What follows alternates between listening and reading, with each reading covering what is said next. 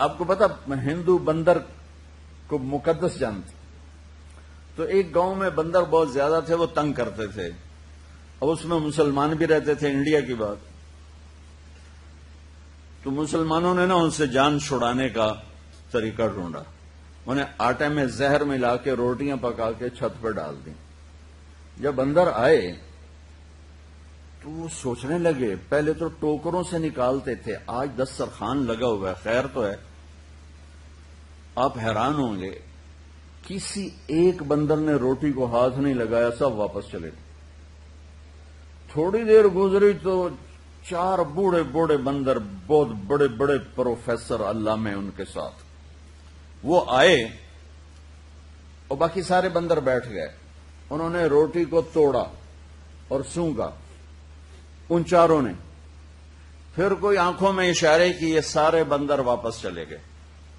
تھوڑی دیر کے بعد لوگوں نے دیکھا کہ ہر بندر کے ہاتھ میں ایک پتے دار ٹہنی، اور وہ بھاگے چلے آ رہے، بھاگے چلے آ رہے، بھاگے چلے آئے۔ ان بڑے بندروں نے روٹیاں ان میں تقسیم کی، اور ساتھ وہ ٹہنی، روٹی کھاتے گئے، اوپر سے پتے چباتے گئے، روٹی کھاتے گئے، پتے چباتے گئے، اور کہتے ہو کہ کل بھی پکا کے رکھا جائے، سانو پتا ہے تسی زہر ملایا۔ یہ علم تو جانور کے پاس بھی ہے، اتنی کیمسٹری تو جانور بھی جانتے۔ مجھے جو جانور سے اوپر لے جاتا ہے علم، وہ ہے میرے رب کا علم، میرے نبی کا علم۔ انہ لقول فصل وتمت کلمۃ ربک صدقا وعدلا لا مبدل لکلماتہ وہو السمیع العلیم۔ وہ علم وہ ہے جو مجھے یہ پتا دیتا ہے کہ میرا بنانے والا کون ہے۔ آپ لاکھوں کتابیں پڑھ لو، آپ اس چھوٹے سے سوال کا جواب نہیں ڈھونڈ سکتے، مجھے کس نے پیدا کیا۔ تو انسان کی ایک کمزوری ہے، یہ پیدائشی جاہل پیدا ہوتا ہے، یہ علم باہر سے لیتا ہے۔ اور انسان کے علاوہ جتنی مخلوق ہے وہ پیدائشی تعلیم یافتہ ہوتی ہے۔ چیونٹی 1 سینٹی میٹر دیکھ سکتی ہے، اسے لائن بنانا کون سکھاتا ہے؟ قطار میں چلنا کون سکھاتا ہے؟ اندھیرے میں ملک چلانا اسے کون سکھاتا ہے؟ غلے کو اکٹھا کرنا، اسے کاٹ کے جمع کرنا، اسے کون سکھاتا ہے؟ یہ جو سفید چونٹی دیمک جس کو کہتے ہیں، یہ اندھی ہوتی ہے، بالکل اندھی۔ اور 3 سال پہلے میرا 6-7 افریقی ملکوں میں سفر ہوا، جو غریب ملک جنگلوں سے بھرے ہوئے، اور جنگلوں سے گزرنا ہوا، اتنے بڑے بڑے پلر نما گھر بنے ہوئے، تو مقامی دوستوں کے ذریعے سے پتا چلا کہ یہ دیمک کے گھر ہیں۔ اور حیرت کی بات ہے کہ اس میں ہوا اور روشنی کے لیے جو اس دیمک نے سوراخ بنائے، وہ سارے کے سارے جدھر سے سورج گزرتا ہے اس طرف بنائے، ادھر کوئی سوراخ نہیں، سارے سوراخ اس طرف ہیں کہ سورج کی گزرگاہ کو سامنے رکھ کر ان اندھی کیڑیوں نے سوراخ بنائے ہیں۔ تو انسان اور غیر انسان میں ایک یہ عجب فرق ہے کہ یہ پیدائشی جاہل ہوتا ہے، اور پھر سارا زور لگا کے کوئی سیکھ سکھا بھی لے تو وہ بھی ہے الا قلیلا۔ یہ جاہل ہمیشہ زیادہ رہے گا اور علم ہمیشہ تھوڑا رہے گا، کیونکہ علم کی تو انتہا کوئی نہیں۔ اور میری زندگی 60-70 سال ہے، میں اس میں کیا دعویٰ کروں کہ ہم بہت کچھ جانتے ہیں، ہم سب کچھ جانتے ہیں۔ بڑا ہی بے وقوف ہے جو یہ کہتا ہو ہمیں سارا پتا ہے۔ ایک دل کے ڈاکٹر کہنے لگے، اللہ کی قسم اٹھا کہ اللہ نے ہماری روٹی لگائی ہوئی ہے، ہمیں کچھ پتہ نہیں اندر کیا جہان چل رہا ہے، بس اللہ نے ہماری روٹی لگائی ہوئی ہے، ہمیں کچھ پتہ نہیں اندر کیا جہان چل رہا ہے۔ تو میں عرض کر رہا تھا بچوں، انسان پیدائشی جاہل ہے، یہ علم باہر سے لیتا ہے، اور غلط بھی لے لیتا ہے، صحیح بھی لے لیتا ہے۔ جانور، مخلوق، درند، پرند، درخت، ان کا علم پیدائشی اپنے اندر ہوتا ہے، یہ باہر سے نہیں لیتے، اور غلط نہیں لیتے، ہمیشہ صحیح لیتے ہیں۔ تو تم جھوٹ بھی بول سکتے ہو، حالانکہ جھوٹ لعنت ہے، سچ بھی بول سکتے ہو، سچائی نور ہی نور ہے. لیکن پرندے کے اندر، جانور کے اندر، میں ایک مثال دیتا ہوں. آپ شیر کے سامنے گھاس رکھ دو، وہ بند کر دو، وہ بھوکا مر جائے گا، گھاس نہیں کھائے گا. وہ کہے گا میری یہ غذا ہی نہیں، میں کیوں کھاؤں. بکری کے آگے آپ قورمہ پکا کے رکھ دو اور دروازہ بند کر دو، وہ بھوکی مر جائے گی، قورمہ نہیں کھائے گی. وہ کہ یہ میری غذا ہی نہیں ہے، میں کھا ہی نہیں سکتی.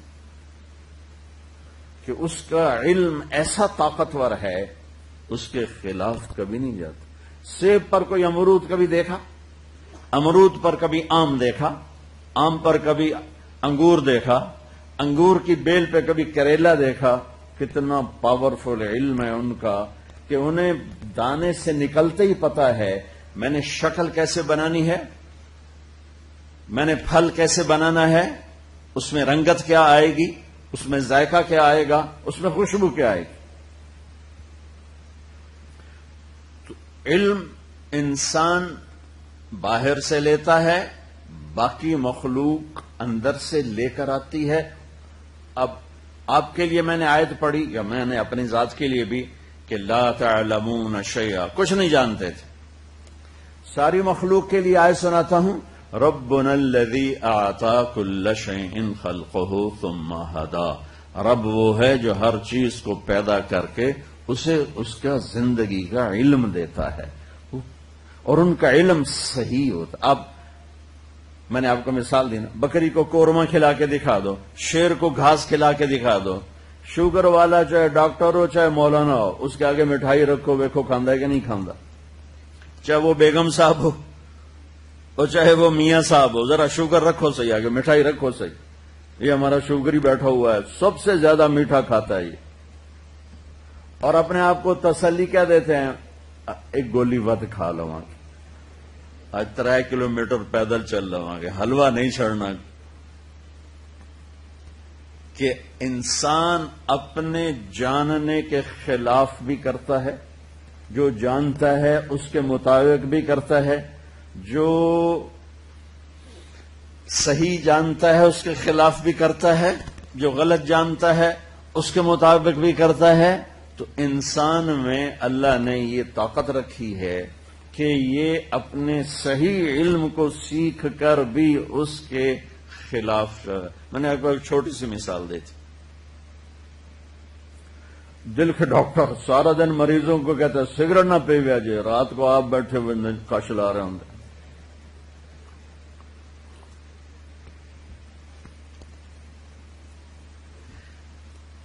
تو آگے علم 2 طرح کے ہیں بچوں، جو انسان سیکھتا ہے وہ 2 طرح کا علم ہے.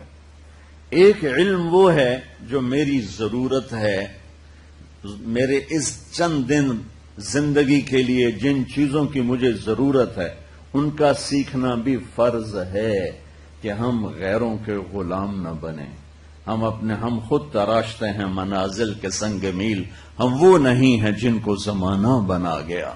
ہم اپنے علم کے پیچھے خود جان کھپاتے ہیں. ایک دور تھا کہ کیمسٹری پڑھنے کے لیے عربی کا جاننا لازمی تھا، چونکہ سارے علوم کیمسٹری عربی زبان میں تھے. لیکن یہ تو پدرمن سلطان بود ہو گیا، قصہ پارینہ ہو گیا، اس کو آج میں کیا دہراؤں. اب ایک علم ہے ضروریات زندگی کا، ایک علم ہے مقصد زندگی کا. ان دونوں کو بیلنس کر کے چلنا ہے. مقصد زندگی کا علم کیا ہے؟ جو قرآن میرے رب نے اتارا، انا انزلناہ فی لیلۃ القدر، جو میرے رب نے کہا ذالک الکتاب لا ریب فیہ، جو میرے رب نے کہا تفسیر الکتاب لا ریب فیہ، جو میرے رب نے کہا انہ لقول فصل وما هو بالہزل، جو میرے رب نے کہا تنزیل من الرحمن الرحیم کتابا فصلت آیاتہ قرآنا عربیا لقوم یعلمون بشیرا ونذیرا فعارض اکثرهم فهم لا يسمعون، جو میرے رب نے کہا تنزیل ممن خلق الارض والسماوات العلا الرحمن على العرش استوى له ما في السماوات وما في الارض وما بينهما وما تحت الثرى وان تجهر بالقول فانه يعلم السر واخفى، جو میرے رب نے کہا لو انزلنا هذا القرآن على جبل لرأيته خاشعا متصدعا من خشية الله، جو میرے رب نے کہا کہ یہ کتاب تقشعر منہ جلود الذین یخشون ربهم ثم تلین قلوبهم وجلودهم الى ذکر اللہ، جو میرے رب نے کہا اذا تلیت علیہم آیاتہ زادتہم ایمانا. میں کتنی آیات آپ کے سامنے پڑھوں کہ میرے رب نے قرآن کی عزت اور عظمت کو کس طرح بیان کیا ہے. تو آگے علم دو حصوں میں ہے، دونوں کا بچوں سیکھنا ضروری ہے.